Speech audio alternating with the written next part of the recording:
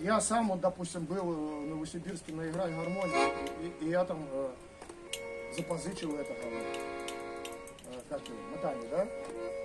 У нас не играют мотание, а там играют. А як ви граєте? А, это русское мотание. А ты умеешь мотать тоже? Ну, вот.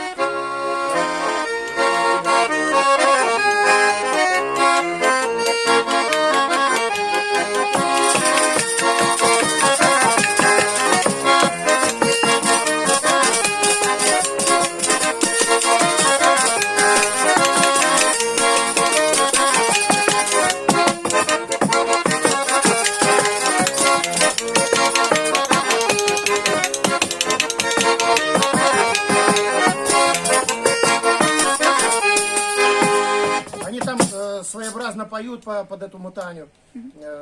Так как у нас пострадание, так они мутанию эту поют. Там вообще классно, капитально получается.